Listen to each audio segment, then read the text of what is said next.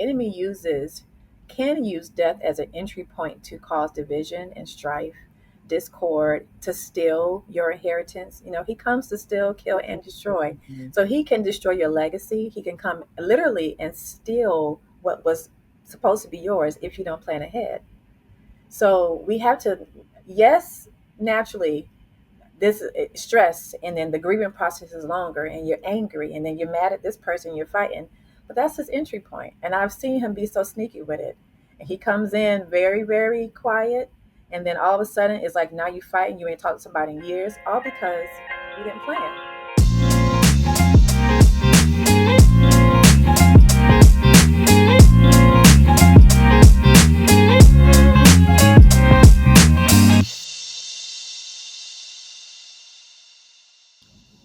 Hey, sis, welcome back to another episode of Pursue Her podcast, where we explore real life issues through the lens of faith and personal growth. Today's episode is all about walking through one of the hardest seasons many of us will face, which is losing a loved one, and how we can bring clarity, peace, and even healing on the other side.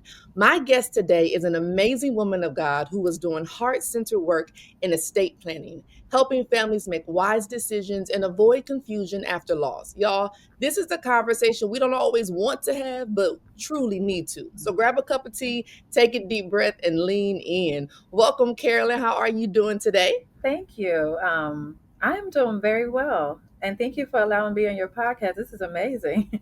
I love it. Oh, definitely, definitely. How are Trying you? to just doing good, enjoying the summer. As an educator, we try to use these moments to get things done.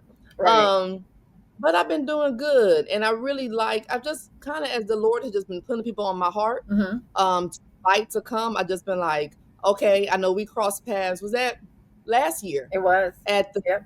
at the women's conference with Lady Val? Mm-hmm. Um, but before we dig into all these questions, share with the listeners a little bit about yourself. Well, let's see. I am a woman of God, first of all, and I am a mother of an amazing teenage son. So pray for me there with the teenage years.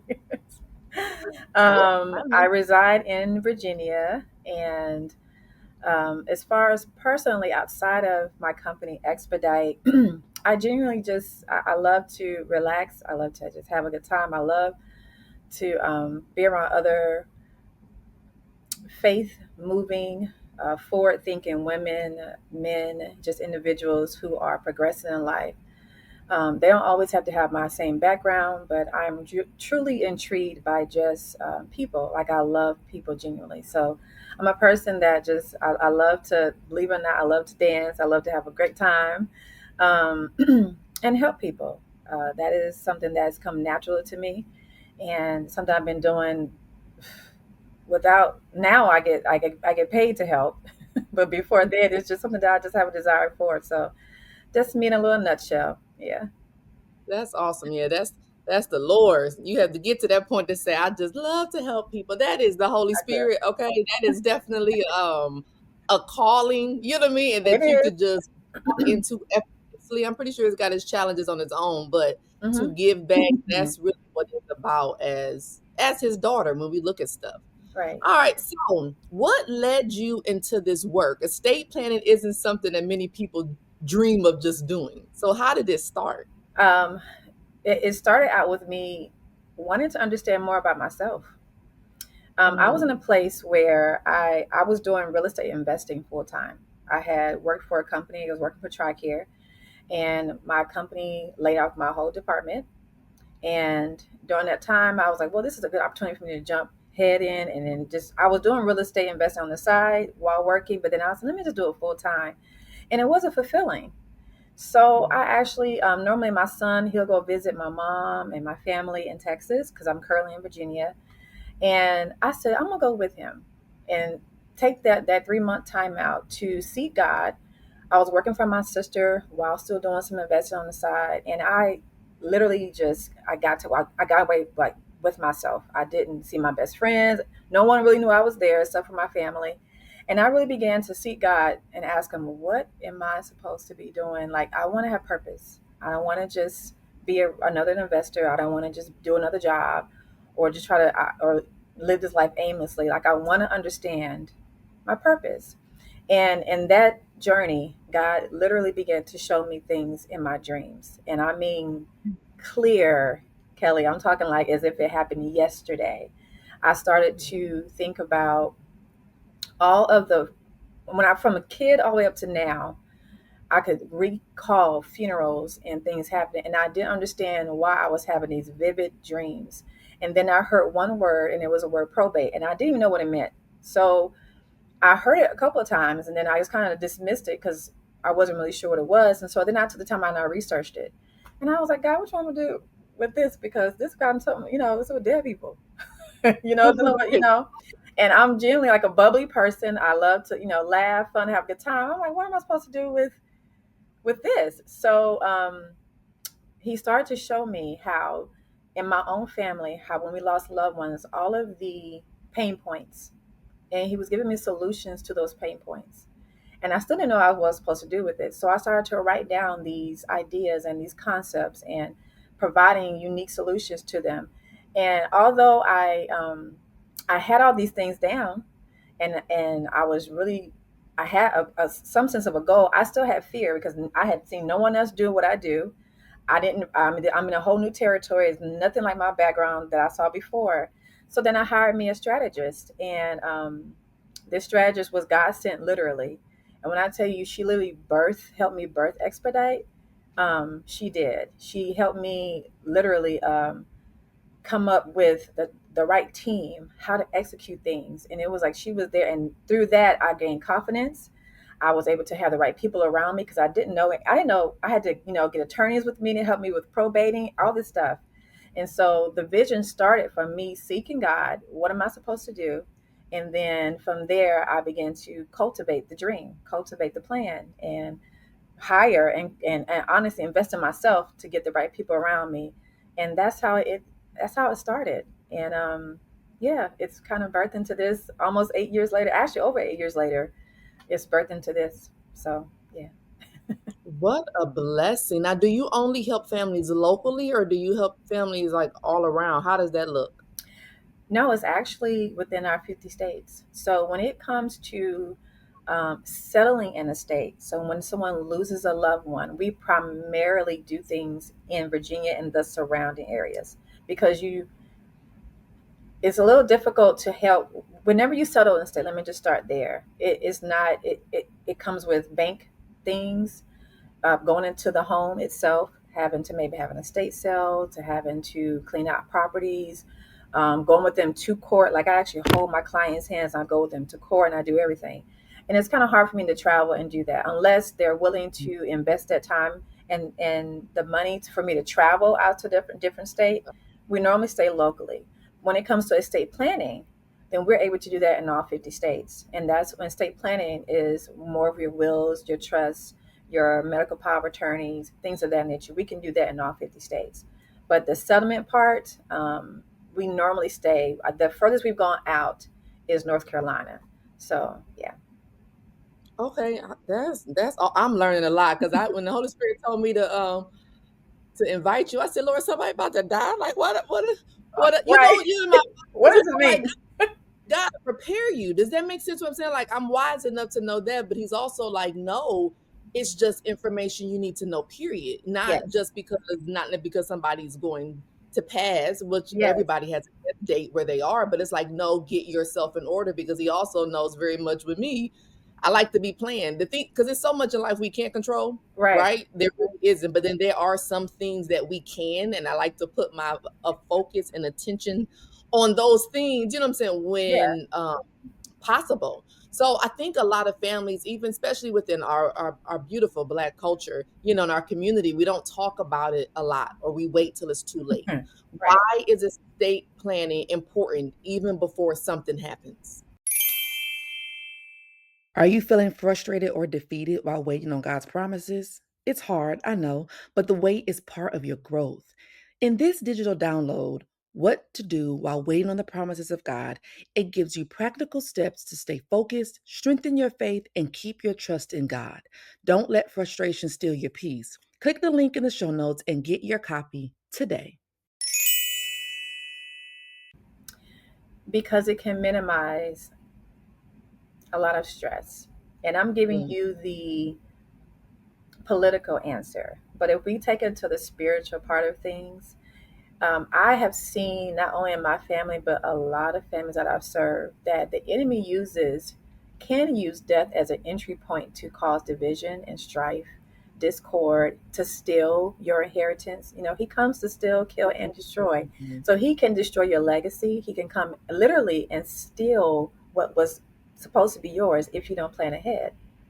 So we have to, yes, naturally, this stress, and then the grieving process is longer, and you're angry, and then you're mad at this person, you're fighting, but that's his entry point. And I've seen him be so sneaky with it, and he comes in very, very quiet, and then all of a sudden it's like now you fighting, you ain't talked to somebody in years, all because we didn't plan, we didn't put things in proper perspective. So now we give enemy the right to not come in and take something that was never his.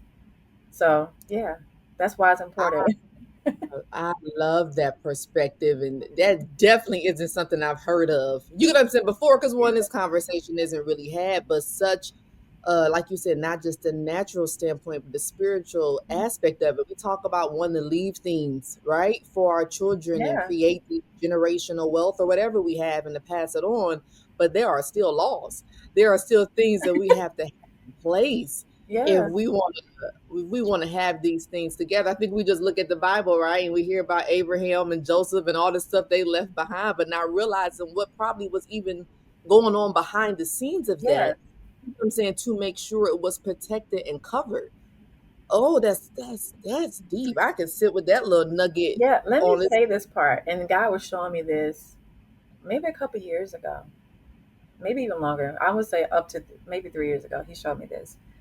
I was reading. This is right before he was on the cross, and this is right before, literally before he took his last breath.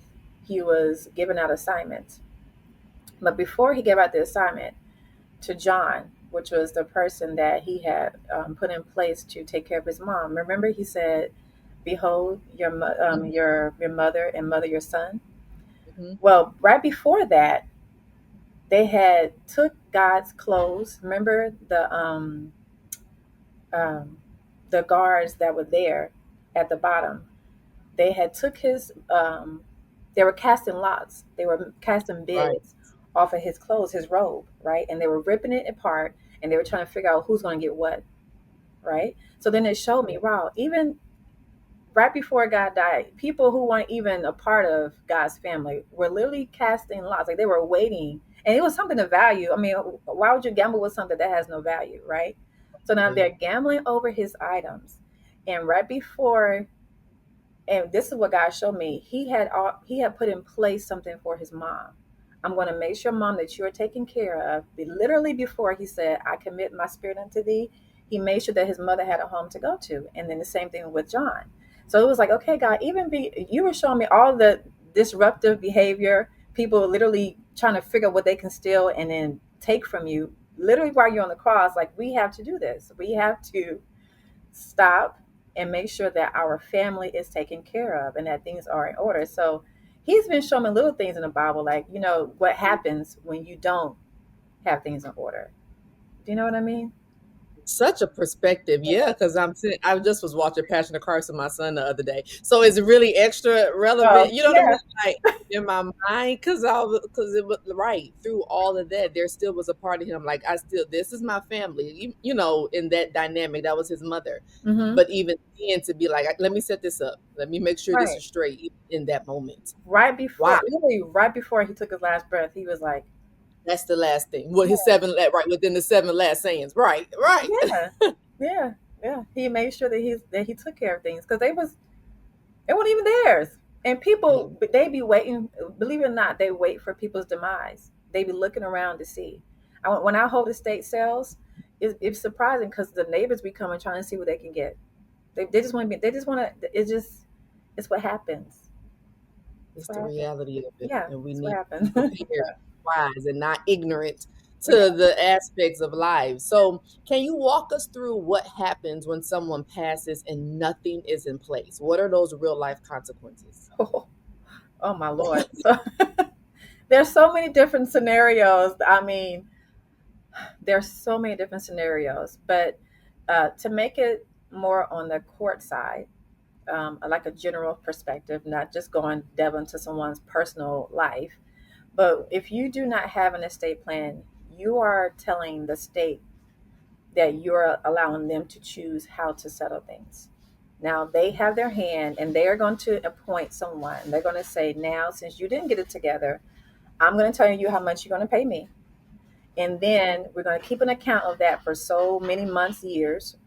And then also, based off of what you didn't put in your plan, now I'm going to say you have to disperse it this way. Instead of me saying, oh, I want to make sure that my son's taken care of this way, or this goes to my mom, this goes to my nephew, my mother, whatever, my father. The state says, no, this is who you're going to give it to. So you lose your power, you lose your voice. Um, leg- Legacy is really having that voice way beyond your lifespan. And when you don't Mhm. plan that out, you give your voice and your thoughts and your intentions to somebody else who don't even know you, who don't even care about you, or all they want is your money. I mean, so that's a surface answer. We can go Yeah. into some deep stories, but that's a surface answer as to, yeah, what happens when you don't plan. Someone else plans for you. Simple. I love how you summed it up and make it sound so simple, right? Yeah. You do like you just and it's so like it's just layman terms to the point because just sometimes the thought of it is just overwhelming and we'll Mm, get into the practical like what are the steps but you yeah. hear the words probate, you hear the word estate, you hear trust, you hear will, you hear all these Mhm. things and I think from ignorance or I guess a fear we just kind of stay away from it, right? Because Right. it's just like I don't know, this too much, but then you also have people who don't present it like how you presented it right now either. You Mhm. get what I'm saying? Yeah. So maybe they want to seem more like up here, and just want to sound all high and mighty so they can Right. charge the bucks. I don't know. But I really do appreciate how you just broke that down. I really hope y'all is listening to this. It's just the basic. You want to make sure you can disperse your stuff the way you want to disperse it. Yes. So just get the paperwork and stuff in place. Now, how has your faith shaped the way that you show up for families in this space? Wow. In every way, it allows God allows me to. Well, I do have a gift. I will say that. So I'm thankful for the gift that I'm gift of discernment. So I'm able to, whenever I step into someone's home, even before I get out of my car, I cover myself. Not only because of whatever they're going through, but because of whatever I may be going through personally. I don't want to put whatever it is on me because, we all have life going on. And then that is upon the family and vice versa. But because of the gift of discernment, God is able, He's allowed me to be able to be quiet when it's time to be quiet, to listen when not to speak, or not even to serve them. I thought Mm. that because of the services that I do have, that everybody is a customer because somebody's gonna lose somebody. And I realized that not everybody is your customer. Just because you lose a loved one, it doesn't mean that Expedite, my company, is we are the people to help serve you. And that came with wisdom. And it came with experience because not everybody has the right intention, motives, not only for their own family but for you. So I believe that the gift of discernment has definitely helped me. And then just being empathetic. The Bible says to mourn with those who mourn, laugh with those who laugh, and just having that sense of compassion whenever you walk into someone's home. And my own family, just knowing what I went through, all of the stuff that my family went through, it allows me to be able to serve differently, not just from a standpoint of, oh, I get it, or this is our service, we can help you. No, just I understand what you're going through. I truly understand, and this is what we can do to help you if you allow us, or maybe you're not the one for us, but that we can help. So yeah. Wow, the compassion that comes with it. Have you ever ran into other people within your field who don't operate the same way as you, that don't have that compassion? Is it a Yes. lot of them? The way your face went yeah. Yeah, it's a lot of times. Well, You can also be burnt out through compassion Okay. That because, compassion yeah, fatigue. Yeah. because when people are grieving and their emotions and their is hypersensitive, and especially during grief, sometimes you don't care about what nobody else thinks and feels. Okay. So whenever I walk into a family's home, they could lash out at you, and it's displaced anger. It has nothing to do with you. It's because they're angry at something that was not resolved with the person who passed away, or they're mad because ain't no money, or they're mad because now, or they got fighting people trying to steal, and so. But you're the person bringing a solution, and then all of a sudden now this is lashed upon you. When that happens and it happens repeatedly, I Right. believe that you can get a heart of stone. And that's what happens with people who are in professions similar to me. And sometimes attorneys is like, you know what, I get it, but this is my pay. Because I've been here before, and let me see the size of the estate and let's just get to work. So a lot of the times, you know, you really have to ask God to keep your heart soft, because I have been in a situation where they will lash out at me, and I have to really, really take a step back, because if you keep on taking that, then you can get attitude of, you know what, bump this compassion. Right. Okay. I'm Right. still a person, and these are my fees.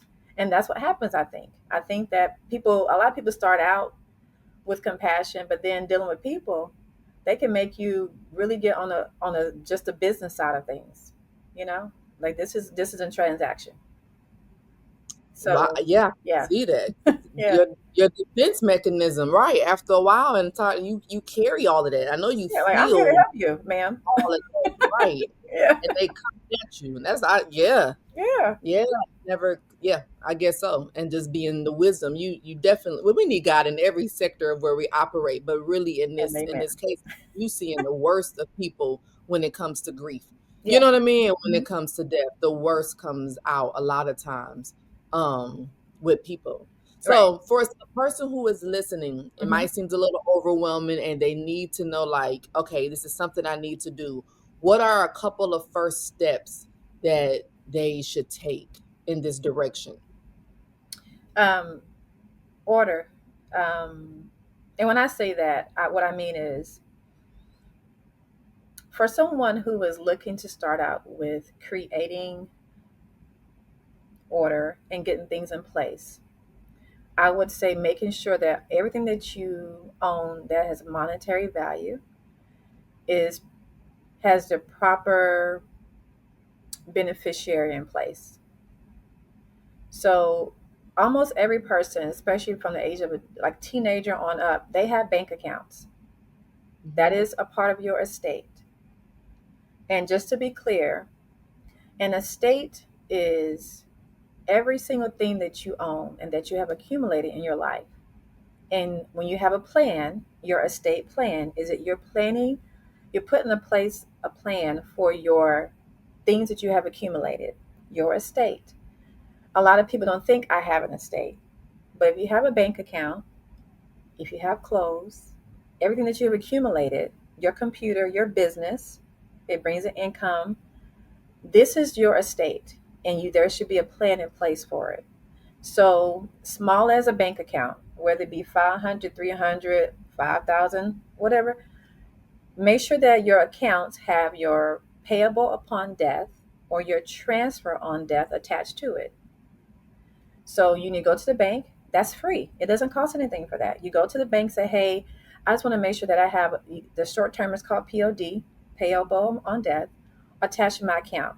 This prevents the state from now taking any, without you even having a will of trust. This prevents the state from now having access or control, because now it belongs to somebody else. It automatically goes to someone else. But if you don't have that in place, guess what happens? They freeze your account, and now the state is saying this money goes to this person. And then while it's frozen, believe it or not, creditors and everybody's taking money out of your account. It's frozen for a purpose. They're trying to make sure that they seep it dry before you go to probate, go to court, and you swear in, and then now you get access to whatever is left in the account. Well, don't even go through that. Just go ahead and go to the bank. That's the one common thing that almost everyone has is a bank account. Mhm. Make sure you assign someone to that. If you have life insurance policies, if you served in the military, Everyone has a DD 214, which is like your plans and your, it lets you know like your bill arrangements, all this stuff that you should get. Put it in one place.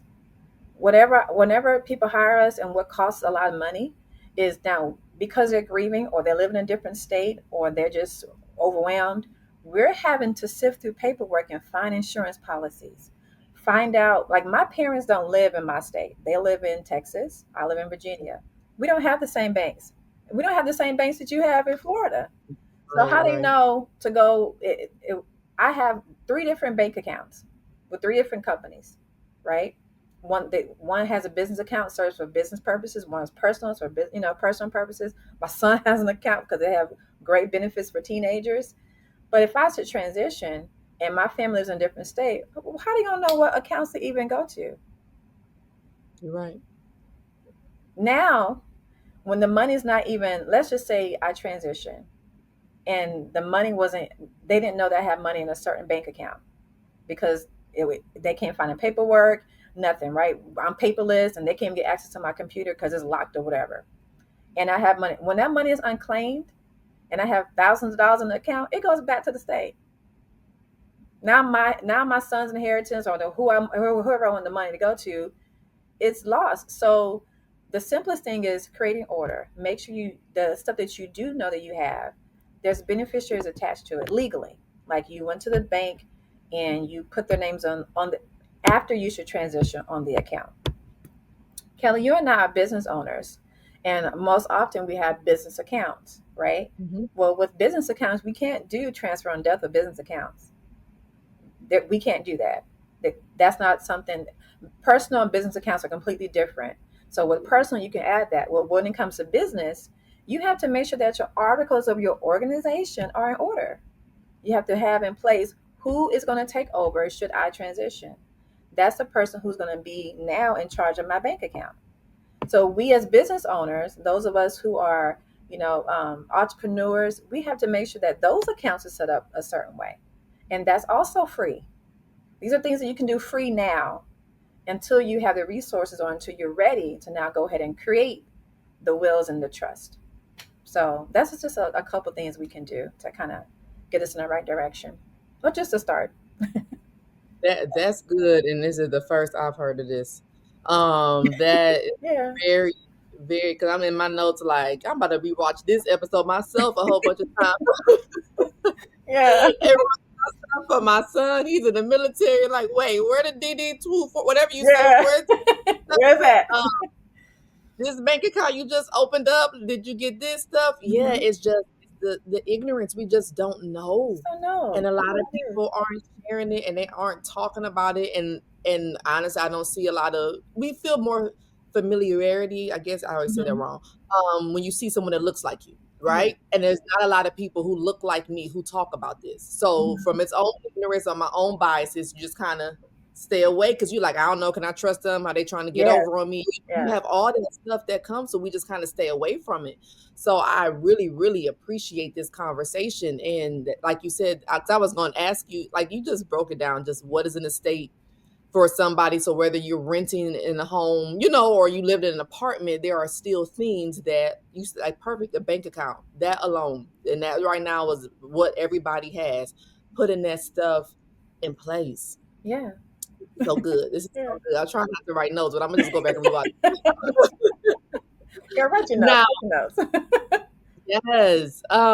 So many of us were raised to avoid talking about death, whether it's the Yeah. fear, it's the uncertainty of it. And so what are some tips that you could give to people so that we could start having these healthy conversations with family and loved ones? What would be some strategies you think that would help? So I am very well aware of this. I've had to deal with this in my own family, and although this is something I also do, it is sometimes it's like those taboo conversations. So I think that we should, number one, lead with more of a love. I'll say that whenever I have talked to my family and I'm trying to get them to understand the importance, instead of me coming at them about what's in the plan and what about the bank accounts, and if those are almost like attack words, and it puts them on defense. Like, well, what are you trying to do, or why? Or I was raised where you didn't know about things until after you transition, things like that. Mhm. Mhm. So when you come from a place of more, when I say love, I mean lead from a place of, Mom, I know that you love me. I know that you care for me and your grandchildren, and I want them to see that. Can we put together something to where that your desires and that what you want for them, they can see that past your life, not from a Mhm. standpoint of a, and I'm using the word attack because I think that's how people feel. They feel attacked, even though that's not the purpose. But they won't feel attacked whenever you're talking about life insurance. When you talk about life insurance, they're like, "Well, wait a minute, are you trying to kill me?" Right. Right. So we Right. kind of have to, change the narrative. And I actually created a couple of events. I just did one a couple of weeks ago called "Step Into Your Legacy," and my goal is to bring. Number one, my goal is to take down the guard that everyone Mm. has up about it, about talking about estate plan and talking about money, just in our community, just talking about these simple things. So I told you when I first started, I love to dance. Like, this is something that I just like to do. So I thought, and dancing, whenever you do dance, whenever I dance, I can't help but smile. Like, you can't Right. dance and be angry. Right. So I was like, man, what if I incorporate the two, where I can put people in a room, we put on some good music, we have a good dance, and then I bring people who are of different backgrounds, more well versed than I am in a certain topic, and we can just have a dialogue. And my goal is, and it has been, is I won't even talk about them. I'm going to have this dialogue where I talk about me and my family. Mm. And then the same thing with, like, I had a funeral home guy. He's talking about things that happen in his funeral home. So whenever now we're on blast, the light is on us. We just had a great time. We had some good snacks or whatever. And now I'm just sharing with you, this is what happened when so and so passed away and there was no will in place.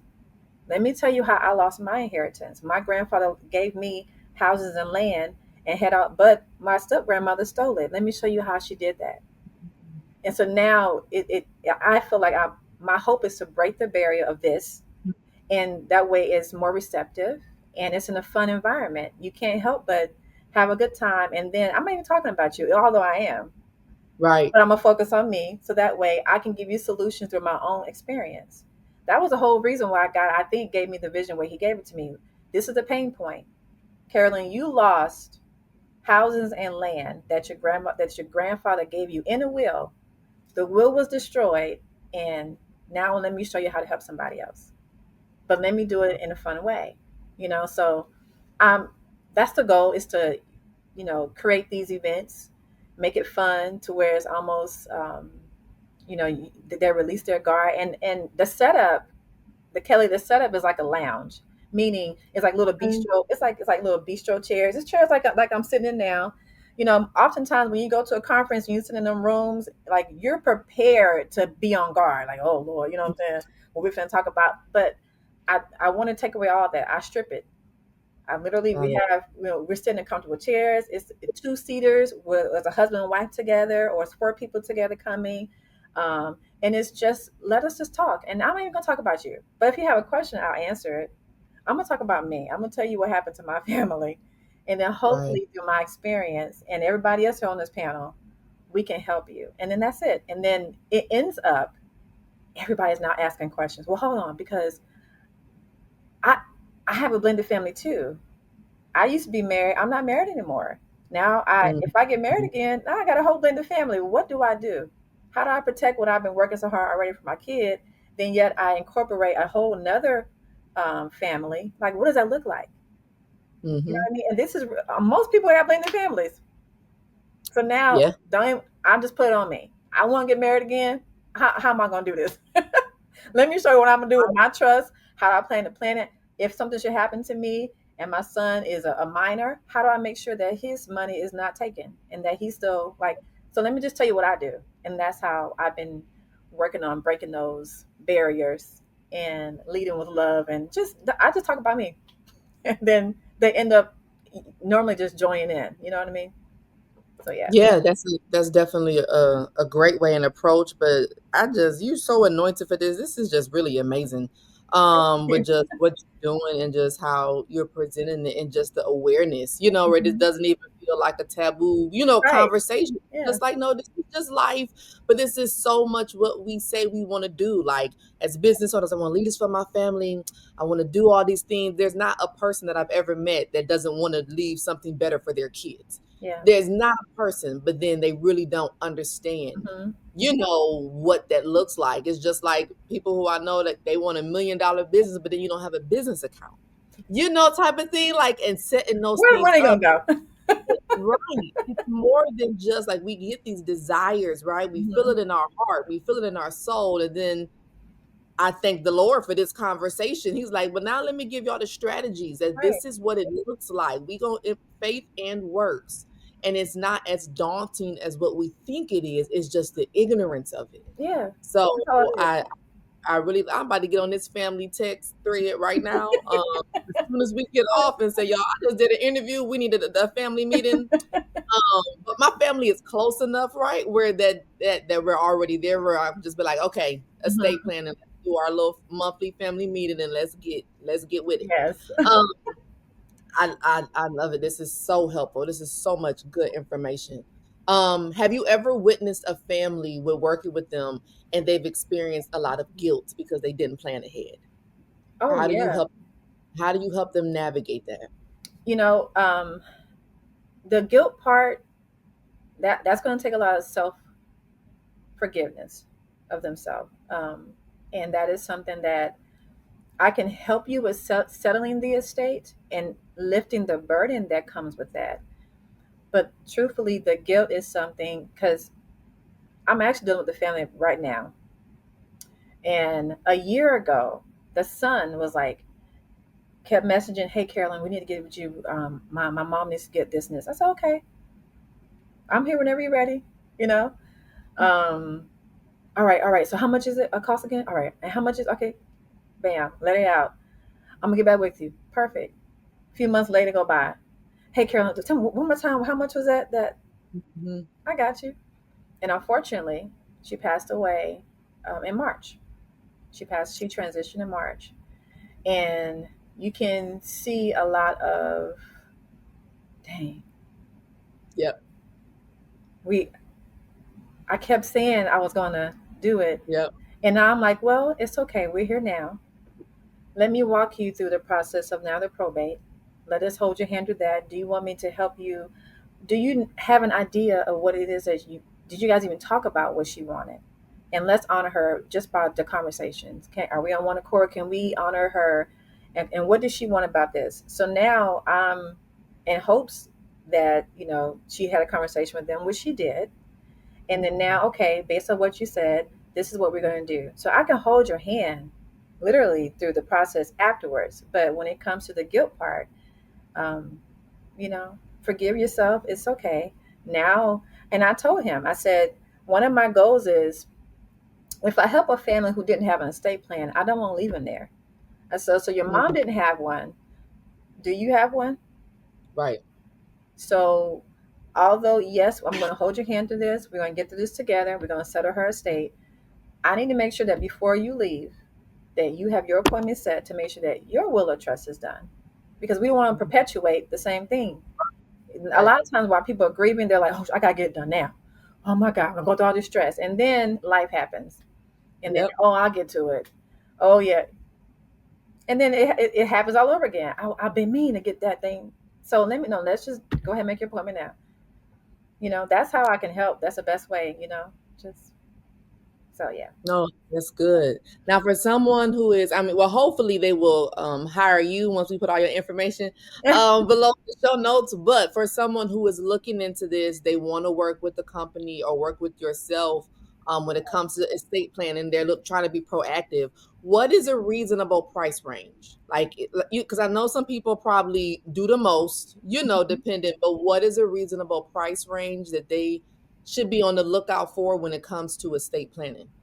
So that is a very good question. I will say this: our prices are a little less than attorneys, only because I try to meet families. I try not to make it to where it's not obtainable. Okay. Okay.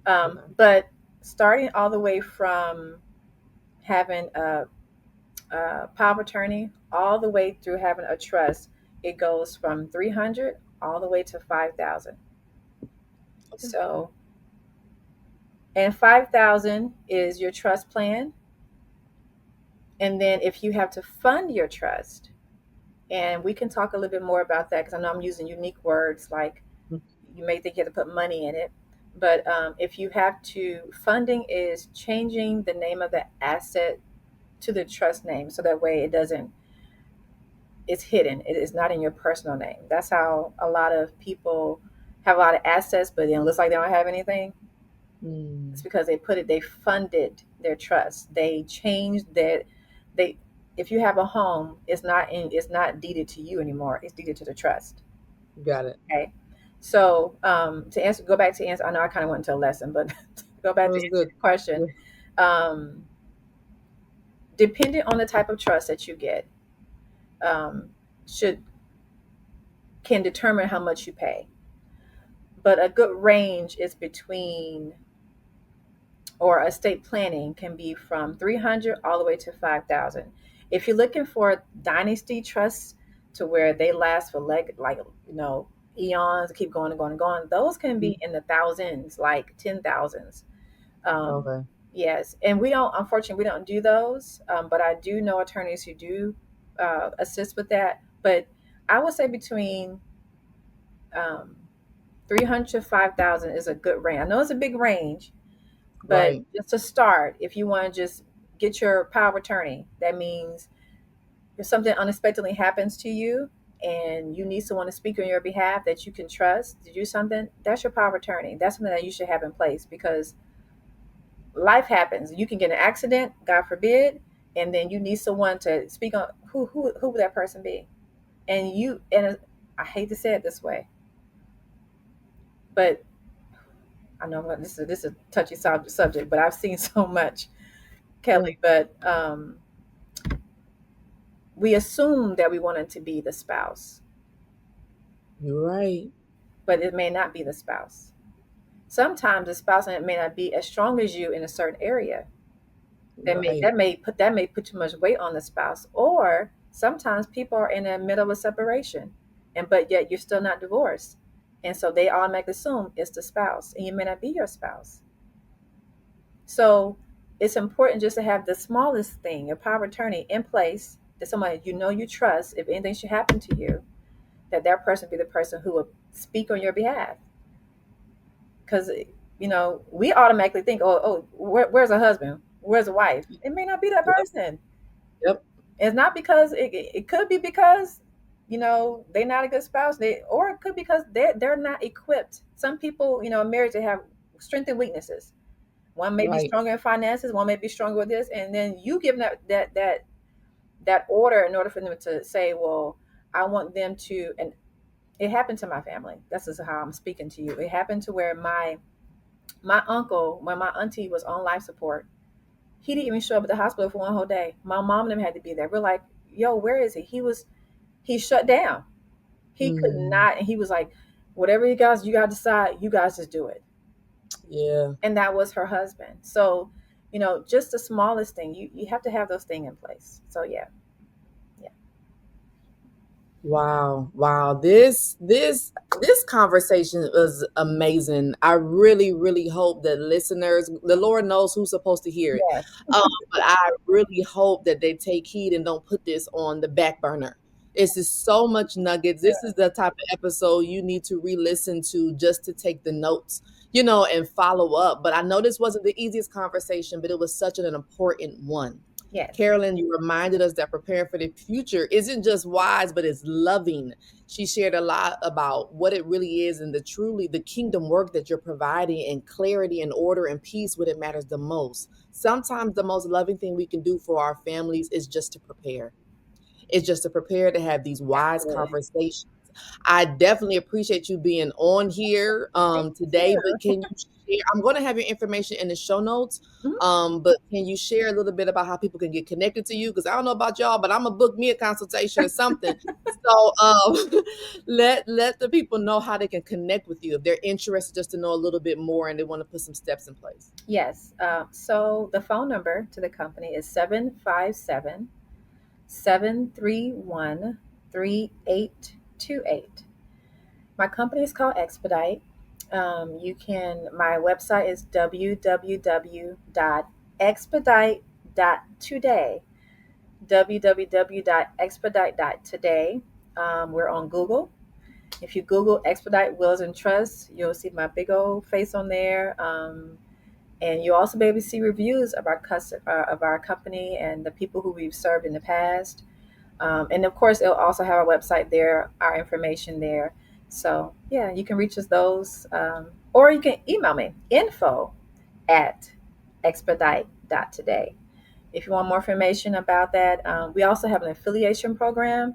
If you just know somebody who maybe you work for a church, or maybe you're just around, you could be working for hospice or just anything where I know a lot of people who could use the service. We have an Mhm. affiliation program. When you go to our website, you can fill out the form. We will contact you and make sure that we're in line with the same vision.